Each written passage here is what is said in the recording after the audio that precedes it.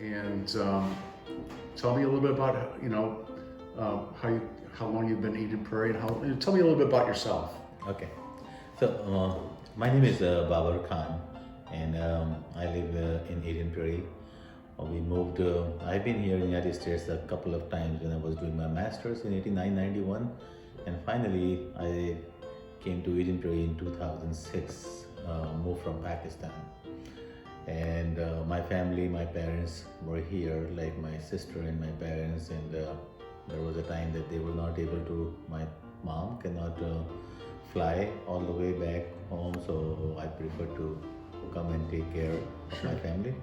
And that's how I came to Eden Prairie, and since then living here, and in this beautiful community.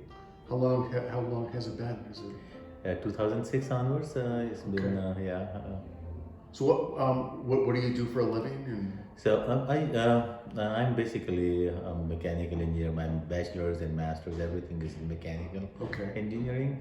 But then I moved to quality. So I work as my last job was as a quality manager. And right now I'm working doing my own consulting. In quality. So what's your background as far as your religion and? Basically I'm from my family and myself, we are Muslims. And so Muslims are the followers, like may know most of you, like is followers of Islam. So that's our faith, and pretty much it is like just like any other faith. I mean, it has a lot of commonalities in terms of when it comes to human side and community side. How has your experience been in this part of the country? How are people? How welcoming are people? It's been. I mean, to be very true. I mean, there is a. I was since I came in 89, 91, and then came later. One thing is definitely there is like people are welcoming. You know, in general, I mean, everyone is welcoming. But one thing that I see a difference is in 89, 91, there was a vacuum. People did not know much about Muslims. I was in Oklahoma State University in Stillwater, and sometimes I feel like at that time I used to feel like how people don't know, but sometimes I feel like that was a blessing, because when people did not know, they were not concerned about you. So if I'm praying, if it's a prayer time and I'm praying in the lawn in a park, nobody was concerned. Somehow we transitioned in the wrong direction. That vacuum of nobody, people not knowing Muslims or Islam, got filled with some kind of I don't know how that triggered and went into the society as hate and fear and things like, which kind of restricted those kind of activities. Now if I'm praying in a public place, I would like someone to be around me. So if someone calls a cop that someone is praying, doing things and saying Allah, and then there should be someone who can tell the police officer he is praying. So there is a change, but at the same time, there is always, it created an opportunity to educate people, and I think now people are more interested. They ask questions, which is good. They ask questions from me. They ask questions from our other community members. They invite us to, let's say, police department or some other businesses to explain, because now people want to know what exactly it is, to differentiate between fear and go more towards inclusiveness by removing fear by awareness. So it's a long journey, but it is the positive way of addressing the issue. That's good. One question they wanted me to ask is, what does it mean to be a good neighbor to others? Just from your perspective, for us, I mean, what would make us a good neighbor to you? I think overall every neighbor is a good neighbor. I mean, I start from there because the only thing that I see is the culture. In United States, we are we want we are so much respectful towards people's privacy that we are getting isolated as neighbors. That's something which I noticed coming from a culture where neighborhood is pretty much just like your. I mean, there is no barrier among the neighbors. Sure. And here it's like people don't know exactly whether they are stepping on your toes, and people are really careful. That care has gone to the point to isolation. So for me, it's like, but the moment you break that barrier, you knock the door of your neighbor and say, "Hey, I'm your neighbor, and here is a you, and we just moved into your locality, and we'll see you," and everything is pretty much perfectly fine. Sure, sure. Have you experienced both positive and negative treatments from people in your time here? I would say yes. Both experiences are there, and sometimes it's not from the people who know me. It's more because of the strangers. Okay. So I mean, definitely, like for example, like when I my neighbors, I mean, they were not like hesitant. I know like a family was here. I mean, they were from the local population. I mean, they used to live next to me. I mean, and it was an old couple, and they just give me a call. Hey, my mom has fallen on the floor. Can you come in? I mean, there was no barrier. I just went down, and she called 911. I was waiting with them. So these are the things that are happening. But those strangers is that to the point that in my neighborhood there used to be a store, if you remember, like Rainbow, which is now London Byerly in Eden Prairie, and I was there, and the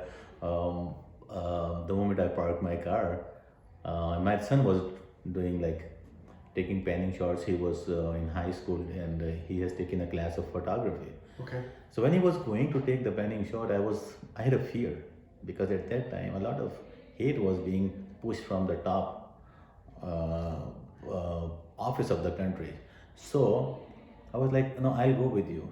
And he took a few photos, and then we went to the parking lot. And by the time we were about to go into our car, we were blocked by the police car. Oh, really? Yeah, and the officer asked, I mean, he was polite. He asked, like, do you know why I stopped you? And I was like, maybe I was taking a panning shot and someone got scared because why a person is moving a camera with the car. And he said, no, that's not the case. The building across Byerly, across at that time Rainbow, like the building across the street, they are open. Some guys are working on the weekend, and they saw you taking the photos, and he got scared. What is your plan? So I said, really? An American or any person in this community cannot take photos? And if I'm taking even photos of the buildings, is it something you should be scared of? So these are stereotypes. I mean, these are things where people, that's what I say, that having that vacuum of being nobody to having that lens that now is on the eyes of person looking different or in color or ethnicity is can do something wrong. And then the police officer was apologetic. He was like, I have to come here because if I am getting a call, I have to check it out. But I understand what you're saying. And he was like, we just left. That's good. So those are the things that, and I remember, like even on Edenville Boulevard, I mean, there was a nail. The big nail came from the lumber, and it was on the street. And I was like, if any car can get their tire can get burst, or any accident, to avoid accident. It was a busy street, so I was concerned about me also. How should I take care of it? I parked the car in the side lane, and then I looked at the traffic, and then ran and picked the nail and went on the other side to cross the road once the traffic slows down. By the time I saw a cop coming in. He came and blocked my van. Yeah. And everyone was looking at me, what's going on. And when I was going to my van, he was ready, as if something, and then I showed the nail. I pulled it out and said, officer, there was a nail. I just wanted to make sure that it is safe for the drivers. Oh, then he talked on the radio, said as if everything is in control, and so these are the things which come out of nothing. I mean, you are trying to do. You have to be very careful when you are doing a community work. That had never been the case in the United States. You're just trying to take a nail out of the road, be a good Samaritan. Yeah. And yeah. So no, so for us neighbors are for me as and the faith and tradition in let's say in Pakistan are intertwined. So everything is coming from faith because you are doing thing to please God. And for example, there are so many sayings like if your neighbor is hungry, then you have not done your job. I mean, you are basically you're accused of a sin if you are eating and your neighbor is hungry. And when we say neighbor, it's not a Muslim neighbor. Neighbor is neighbor. Sure. So and then in Quran also, like there is a fourth chapter, verse 36, Surah An-Nisa. It talks about the importance of neighbors, and neighbor can go your neighbor, next door neighbor. When you're traveling, the person sitting next to is your neighbor. So and here the tradition starts coming in. In fact, if you're in Pakistan and you are traveling with a neighbor, the moment you open the food, you offer it to the person sitting next to you. If you are in a train, sure, you will offer it. Here, I think society, they like it, but they are not ready for it. Somehow, like, because people think it's like food restriction, people think a lot of things. So if you see people are eating, everyone is eating their own food. It is rare, unless you are in the rural areas, maybe because of that mindset or the way the farmers grow. They they work for each other. They barter. Someone is fixing the roof, someone is fixing the tractor of the neighbor. So maybe they are slightly different, but in the city, you rarely see like people are, it is my breakfast, it is your breakfast. This is not in those societies because that faith is now the tradition to the point that they consider it is if you're not doing it, something is wrong. And this applies like I know like some of my guests in Pakistan. I live in Karachi. They came from China and they were in a hotel and they were coming to my office, and I was supposed to pick them up, but they wanted to do some adventurism by themselves. They were coming and they lost the route, and they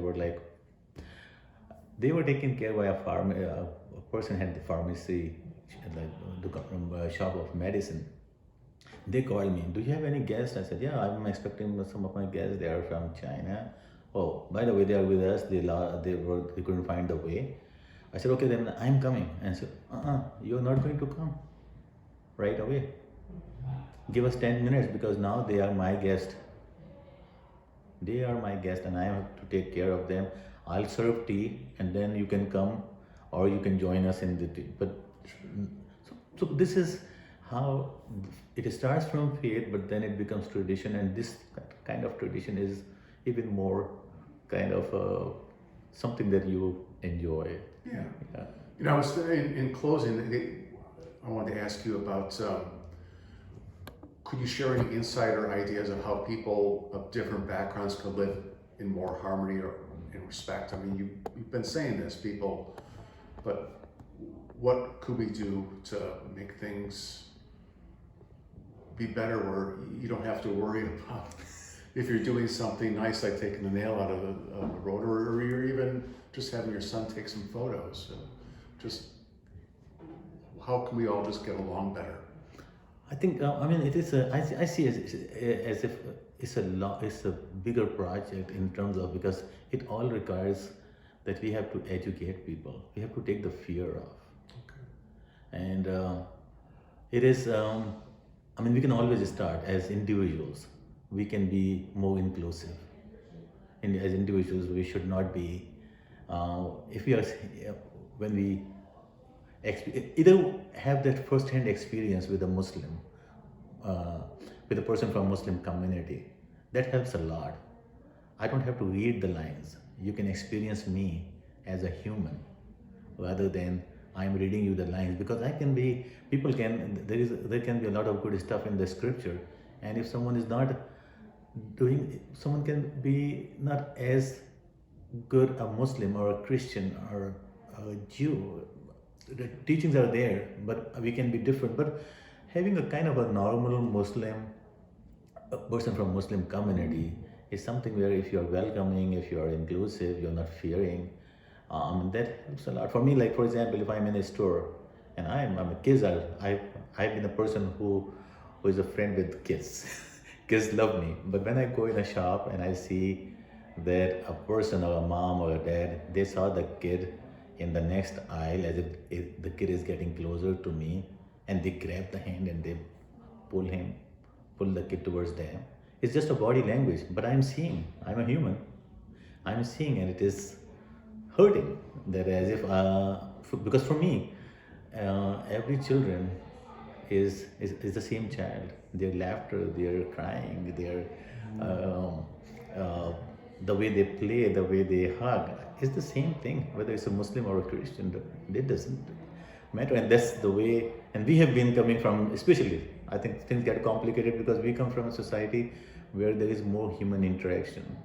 So you don't have those distances. So if I would say that if that fear is not there, you're not snatching the kid as if the kid is in danger. And I know society is different. We are seeing so many different kind of cases, but I'm just saying that there is also a portion of unnecessary fear. So if churches, if people of faith can work on it, I mean, there's a congregation, our pastors, our speakers have big power. Same is with Muslim people from Muslim faith. Their imams have more power, rabbis have more power to spread the message.